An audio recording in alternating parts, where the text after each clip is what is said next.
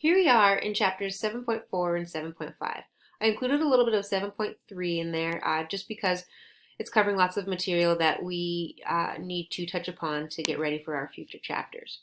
And in these chapters, we're covering active and passive transport. This is ways to get materials from one side of a membrane to the other. So how do we get materials from the outside of the cell to the inside of the cell? One way is active transport. Active transport is going to require energy from the molecule of ATP.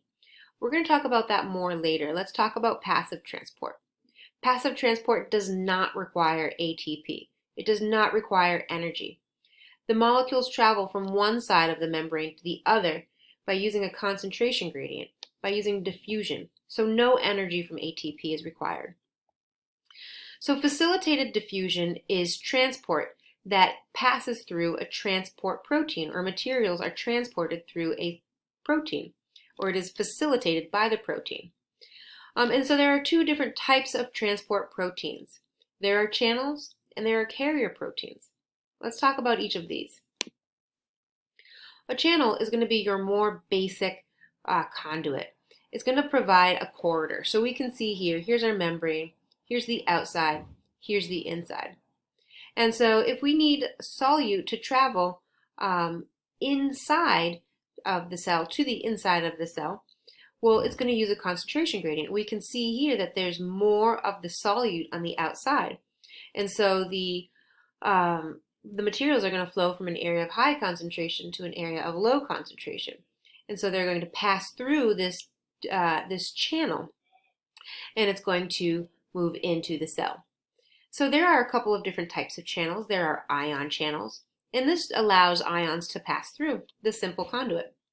There are gated ion channels, which actually can open and close, but I don't want you to think of them as moving, opening, and closing. They're not changing shape. They're not changing their conformation. Think of them as having a specific charge on the inside. So if this was positively charged on the inside, then it would repel positively charged molecules, and they wouldn't be able to pass through.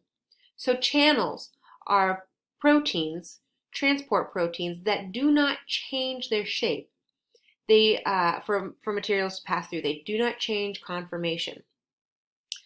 And so there are specific things or signals that are going to allow these gated ion channels to open or to close. So an example of this would be an electrical impulse in a nerve cell. So if this had a gate on it, which would be like a positive charge, potentially this electrical impulse is going to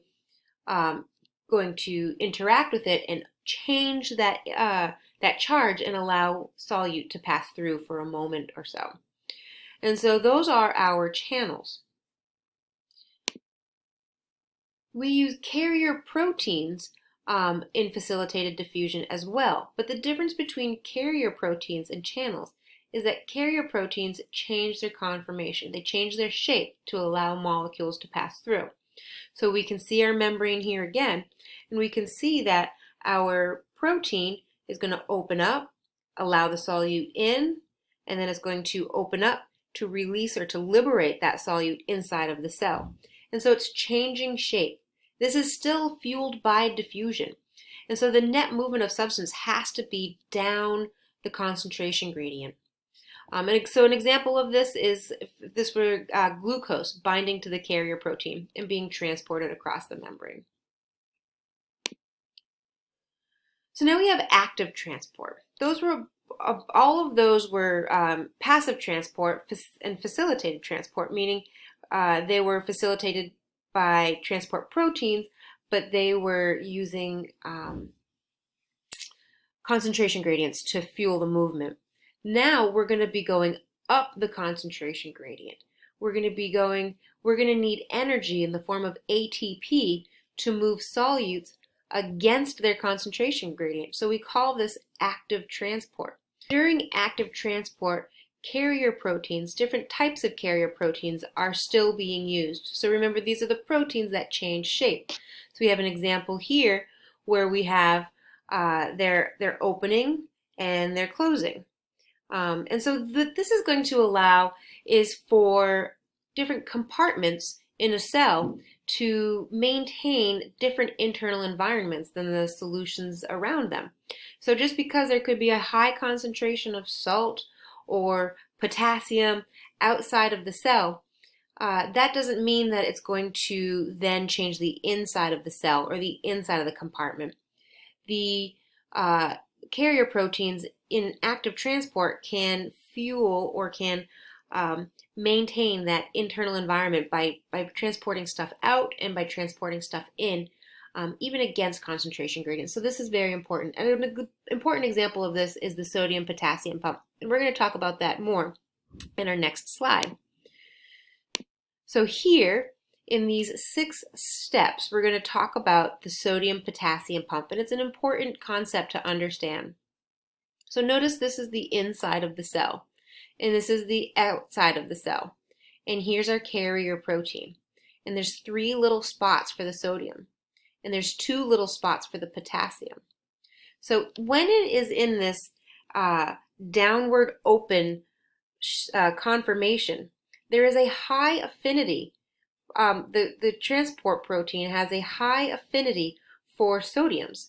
And so that means that the sodiums are going to be attracted and they're going to fill in their little spots just automatically. They are attracted to one another, like a positive and a negative.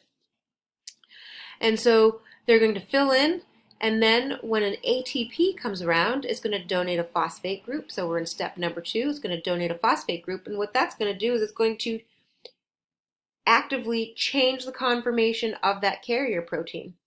And when it's in the upward, when the opening is upward, it loses its affinity for these sodium ions, and so the sodium ions are released.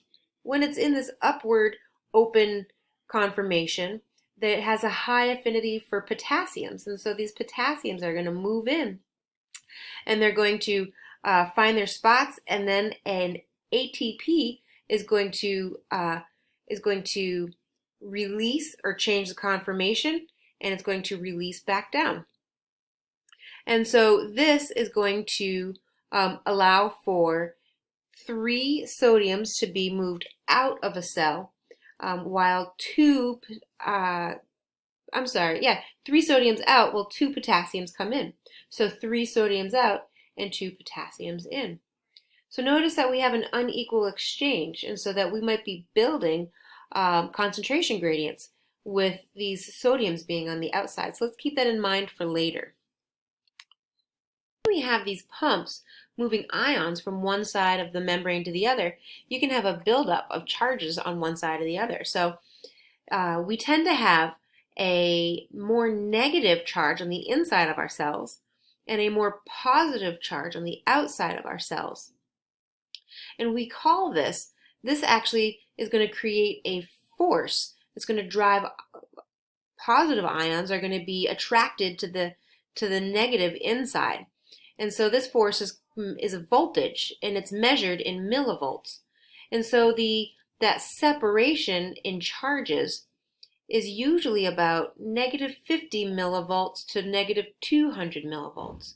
So because this is more positive on the outside and more negative on the inside, there's this voltage, this force. And we measure it in -50 to -200. That negative sign indicates that it's more negative on the inside. It's a membrane potential, which means that it's going to, because the cell is more negative on the inside, it's going to pull those positive or those cation ions into the cell. So those cation ions are going to be drawn into the cell. And so we now have 2 forces acting on ions on the membrane. We have an electrochemical gradient. Electro meaning electric, or the voltage caused by the differences in charges on the inside and the outside. And chemical meaning the diffusion or the concentration gradient. So both are going to act on whether or not materials can flow through the membrane. And so here we have no voltage on this membrane. I mean, we have a high concentration of positive charges and a low concentration on this side. And so materials are going to diffuse down the concentration gradient. And so you can see here we have another membrane, and this one has a membrane potential. It has a positive charge. There's voltage. There's positive on one side, and there's negative on the inside. And so now with this larger arrow, we can see that there's a greater force pulling those ions down into the inside of the cell because it now has both a concentration gradient and an electric force pulling those ions down.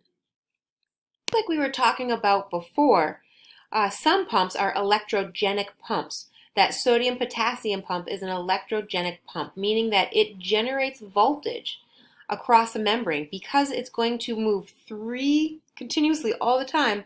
It's going to be moving 3 positive sodium ions out and taking only 2 positive in. So you're going to create a more positive outside environment. And so therefore we call this an electrogenic pump. Co-transport is a coupled process that uses one of these electrogenic pumps. So it's a 2-step process here. We have a proton pump that uses, so here we have a proton pump. And remember that a proton is just a positively charged hydrogen ion. It's just a proton. And so the proton pump uses ATP to bring hydrogen against their concentration gradient to make a concentration gradient up here. So you're using ATP, actively transporting hydrogen out here. So we're taking energy. And then here's the second step, is that this hydrogen is going to create a concentration gradient, or these ions are going to create a concentration gradient, and they're going to, that force to move inwards is going to increase the greater the concentration gradient. And so it's going to move into this co-transporter, which is facilitated diffusion. It does not take ATP. They're going to move down this co-transporter, but as it moves down this co-transporter, it's going to take something with it. So in this case, it's going to take a sugar with it. So this way, we're moving sugar against its concentration gradient because we have a concentration gradient of hydrogen. So we are building a concentration gradient to move sugar against its concentration gradient. So we call that co-transport. There's a little video here to help draw it out if you want a little extra time trying to wrap your head around that. Now we've been talking about moving ions across the membrane. Now we're going to talk about moving some other stuff. We're going to be talking about bulk transport. So when we're moving bulk, let's say solid materials outside, from the inside to the outside of the cell, we're going to call that exocytosis, the prefix exo meaning out. So, and cyto meaning cell, so out of the cell. And so we can see, we don't really have a picture of the exocytosis here, but examples of materials being moved out of the cell would be like cells in your pancreas are going to produce insulin, and to get that insulin outside of the cell, it's going to have to pass through the cell membrane, and neurotransmitters from neurocells. Endocytosis are materials being transported in, and there are a couple different ways that we transport materials in. Phagocytosis is going to be your food material, so you can see as if this is the outside of the cell, the food is going to move in, and it's going to kind of create this bubble around it, and then the cell membrane is going to wrap all the way around it, and then you have food covered in a vesicle. And penocytosis is going to be a liquid. So here we have liquid filled with solutes, and the cell is actually just going to sort of sip those solutes or that liquid in to get the nutrients that it needs. So that is penocytosis. Finally, we have receptor-mediated endocytosis. And so that's going to be for specific solutes or for specific liquids. So here we have specific solutes that the cell needs, and there's going to be receptor proteins on the outside of the cell. You can see that the cell is looking for the purple triangles and not the orange circles here. I mean, the green circles. And so when the purple triangles fit into that the receptor proteins that the cell membrane is going to sort of close in and allow the materials to enter, and it's going to liberate those that liquid and those solutes into the cell, and then those proteins are going to go back to the outside of that cell again. There's going to be a video in the discussion box so that you can wrap your head around, so that you can see what endo and exocytosis look like happening through an animation. So finally, we have our last slide, bulk transport. So human cells use receptor-mediated endocytosis to take in cholesterol into their cells. So cholesterol is going to be wrapped in little packages called LDLs, or low-density lipoproteins. And so the LDL attaches to the cells to signal for transport in. So here, the LDLs are going to attach, and then they're going to enter into the cell through receptor-mediated endocytosis. However, some people don't have these receptor proteins on their cells, and so therefore they can't take in the LDLs, or they can't take in that cholesterol. And then that cholesterol builds up into the bloodstream, and that cholesterol will attach to vessels, potentially around the heart or in your brain, and that forms plaque. And then that can cause for buildup of plaque, the vessels will harden, and then blood can't pass through, and then that can cause heart damage and stroke. So that is a problem if your cells cannot take in, if they don't have those receptors to take in the LDLs and use that cholesterol. All right, so that is it for today. I hope you have a great day.